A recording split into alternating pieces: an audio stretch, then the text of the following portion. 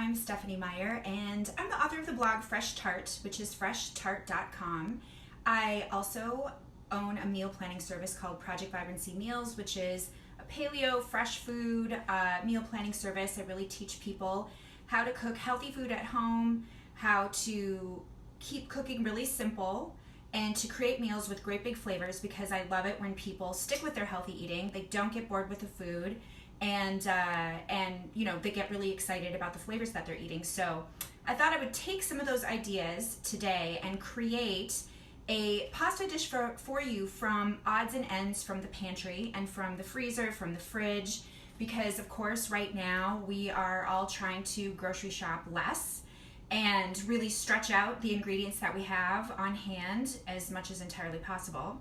And also we're just cooking at home more and maybe getting a little bored with it at this stage. So I wanted to keep this really simple, really fun, and but also really healthy. Like, I'm gonna put some big flavors in here, and there will be plenty of nutrition because I love to talk about nutrient density, especially at this time when everyone is concerned with their health. And it's really important to be eating as many nutrients as possible to keep our immune systems firing on all cylinders. So all that said, I'm going to jump in and start with making pesto. So if you can't find basil in the grocery store, because I realize that ingredients are incredibly spotty right now, I got lucky and I did find some, but you can make pesto with arugula, which you can usually buy in a clamshell in the salad section. You could make it with spinach. You could add some parsley. It doesn't have to be basil.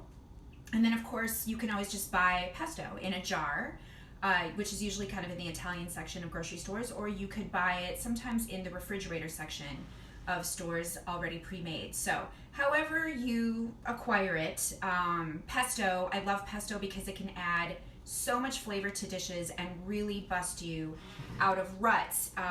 You know, if you're feeling bored with eggs, if you're feeling bored with grilled cheese sandwiches, if you're feeling bored with chicken, even steak, burgers, pesto makes everything taste better. I'm a huge fan, if you can't tell. And so I'm gonna make this really simple pesto today just to show you how easy it is, and then kind of give you some ideas for how you can even switch it up a little bit. So I'm just gonna start with a whole bunch of basil. And I like to make pesto in the blender because I use my blender for everything. This is the Vitamix blender, which is you know, a really nice appliance to have, but a food processor works great. Any blender can work. Even a little mini food processor can work. So however you want and whatever you have to kind of chop things up, it works out great. So I will put a recipe for this in the comments below after we're done here. So for now, I'm just gonna kind of do handfuls of things. This is how I cook, but I swear I do have a recipe for this. So I just put, what, 1 or 2 handfuls of basil in the blender. I'm gonna add walnuts, but if you can't eat nuts, then you could use sunflower seeds, you could use pumpkin seeds. I actually prefer pumpkin seeds, they're my very favorite. But you could use cashews, and then of course the traditional is pine nuts, but they're expensive and perhaps even hard to get your hands on right now. Whatever you like, anything will work. Garlic, of course. I like pesto to have quite a bit of garlic in it. And I like scallions, which are green onions, in pesto also. I didn't have any, or I would have put some in, but I just kind of chop up the green parts and throw those in there too. And then olive oil is what really makes this a sauce. And so I'm just adding a really nice, generous amount of olive oil. Salt. And I'll probably add, I'm gonna add Parmesan cheese, but I'll probably add the cheese a little more after I see what texture I've got going here. So this is freshly ground black pepper, and I'm just gonna go ahead, bear with me while I just kind of chop this up a little bit. Now the nice part about using enough oil is that it moves in the blender really well. You can make this as chunky or as smooth as you like. I'm gonna go kind of medium here. I'm gonna stop there. So, another pesto that I really love is cilantro pesto. And I like to put jalapeno chilies in it. So you have this spicy pesto that tastes great on tacos and with Mexican food. And I'm very tempted to put a chili in this as I make it, but I'm gonna resist for today. But it's a move, and it would be good with basil too. And then parm, I'm just gonna go ahead and add some. I'll put an exact recipe, as I said, below for you guys. So this is freshly grated Parmesan cheese. You can use other grated cheeses. I've even used feta in pesto, not traditional, but very delicious. So, you know, whatever you have on hand, that's what the goal is here. So I'm just gonna buzz that up a little bit. And I'm pretty much gonna call that done. So I could add lemon. I love lemon in pesto, but I'm gonna save the lemon for the pasta dish.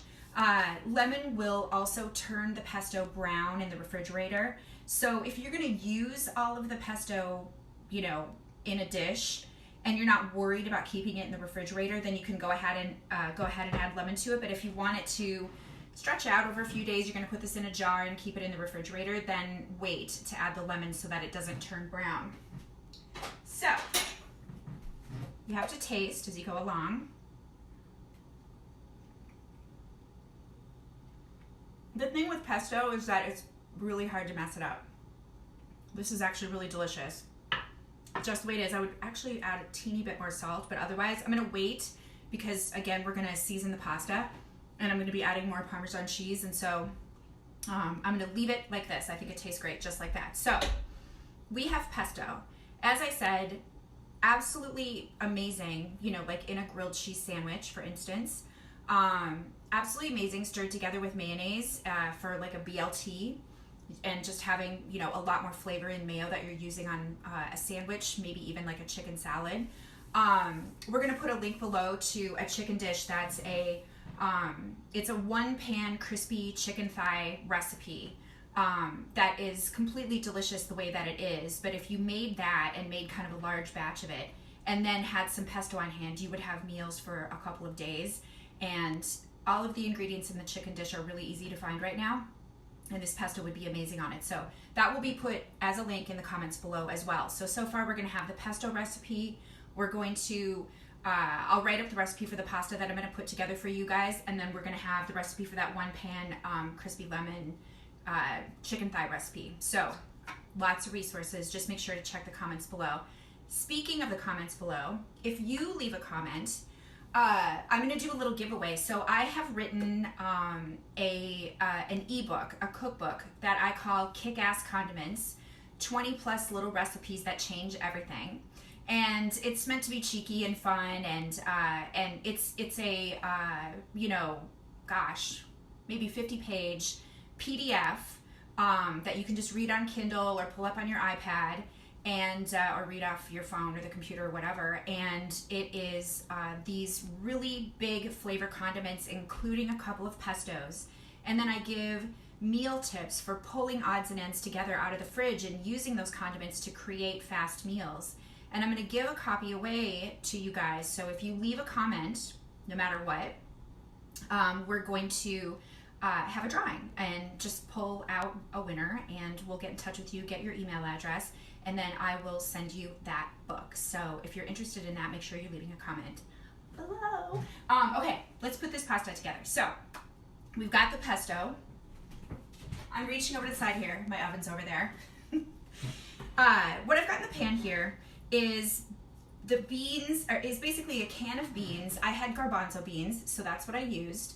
I've got some broccoli, which is frozen broccoli that I just pulled out of the freezer, and some garlic.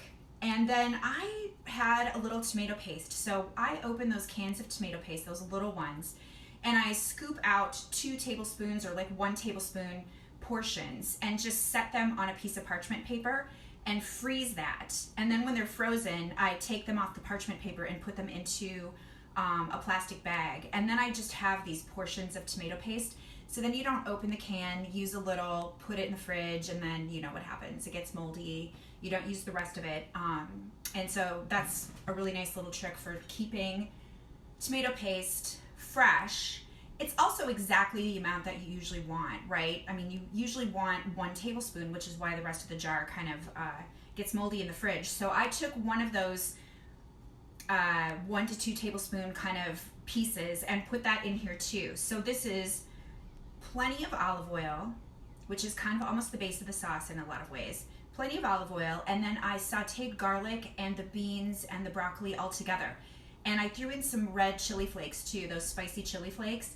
Totally optional, but I wanted a little heat in here. And that's it. I mean, I spent literally 5 minutes putting this together. And I'm just not going to do it in front of you guys because I wanted to save a little bit of time. But that's going to be the base for our pasta. You could absolutely add protein to this. So if you have leftover chicken in the fridge, you could tear that apart and add that here. You could do sauteed ground beef, sauteed ground pork, sauteed ground chicken. You could do sausage that you had sliced up or crumbled. This is incredibly versatile, but we're just going to keep it without the extra protein just for this demo for today. I went ahead and pre-cooked some pasta shells. I kind of like, if you're eating beans, to have pasta shells or another shape that's relatively similar in size and keep the size of the broccoli and the beans and the pasta all relatively equal. It makes it easier to eat. So this is 1 cup of, this is actually gluten-free pasta because that's what I had. I have to be gluten-free myself. Cooked, and I'm just going to throw that in here. None of these things are sizzling hot right now. They would be if I were making this for real, and we're going to be eating it, 5 minutes after I made it. So I'm just tossing this together, and then I'm going to add some of this pesto. Obviously, the point was the pesto, right? So how much? Some. If you can see, I'm building layers of flavor. So this is how you get big flavors. You build them in layers as you go. So a little bit of salt as you go. So the first thing that went into this pan was broccoli and the garlic and the beans. And then I seasoned that with a little bit of salt and got things cooking. And then I finished it with a little bit more salt to taste, so that it had, the right flavor to it. So that it tasted good as is. You want it to taste good as a sauce. Then I seasoned the pasta water with some salt so that the pasta would taste good as is. And I'm not going crazy with the salt on any of these things, but I'm just building layers of garlic, of heat, of the tomato, of herbs, because the pesto is full of herbs. So I didn't bother to add herbs to the sauce because I knew it was coming in with the pesto. And then I always hold out some of the pasta cooking water, except this time I forgot. So I have a little bit of chicken broth on hand. If by chance you make the same mistake and you dump all the water down the drain, no big deal. Plain water works just fine. And then I had a little bit of chicken broth. So I'm going to add that just to kind of loosen this up and create that sauce effect. You could add a little extra olive oil. I'm going to wait and kind of use that as a garnish, I think. We'll see if I like the way it looks.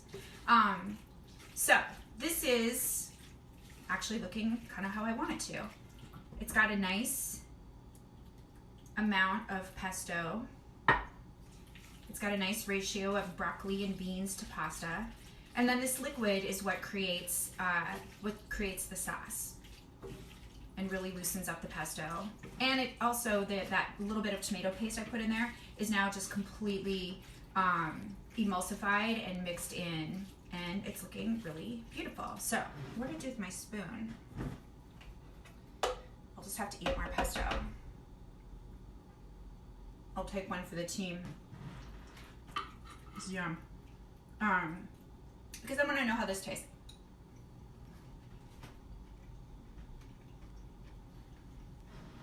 It tastes great.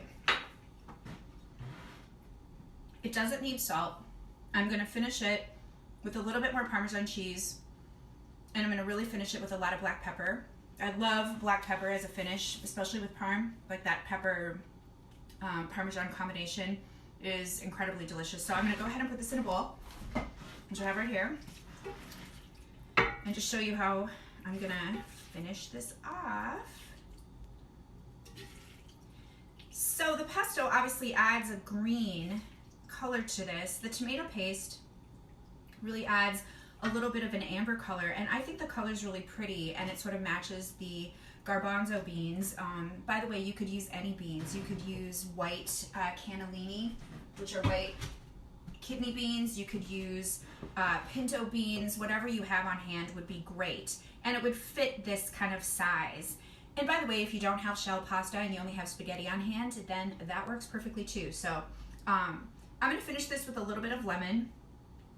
Lemon is sort of a secret weapon. It can make almost anything taste so much better if you finish with lemon. And it's always a really nice balance to anything that has oil or fat in it. It just really, the acidity of it balances that fattiness. And since there's a fair amount of olive oil in here, the lemon is gonna really brighten this up. And lemon and broccoli and lemon and beans are all great things together. Lemon and tomato is great together. So I'm gonna finish with some of this cheese. And then, like I said, a lot of black pepper. And that's basically gonna be it, you guys. I'm gonna eat it with a spoon. I like pasta this shape with a spoon. You know, it's kind of a little kid thing. It makes it totally comfort food. I think it reminds me of eating macaroni and cheese in my dorm room. So, but that's basically it. So there are so many options. As I said, proteins could have been added. Bacon would have been amazing. You know, any sort of leftover meat. And then, you know, if you don't want to be working with broccoli, sauteing some spinach would have been great in this. If you have frozen cauliflower, that would have been fantastic in it. So this is the kind of pasta dish that can just be anything, depending on what you're trying to use up and what you're trying to pull together. But the things that really unify it are using that little bit of tomato paste, using some Parmesan cheese, using a condiment like pesto, and being pretty liberal with olive oil, and then a finish of lemon. Like, you kind of stick with that umbrella of ingredients, pretty much anything you add is going to taste amazing. So make sure that you leave a comment below so that you can be entered into that drawing for the Kick-Ass Condiments book. We'll be in touch with you and get your email address so that we can send it to you. And then the links to this recipe and the link to the chicken thigh, the crispy chicken thigh recipe, will be below. And that's it, you guys. That's how easy and fast this was. If you have questions, make sure to leave them below. We will answer them for you, of course. And then we'll be back with some other kind of quick ideas for you and some other tips on making big flavor foods from simple ingredients. Definitely things that you can do on the fly and with limited ingredients. So, all right. Thank you very much. Take care, and we'll see you next week. Bye.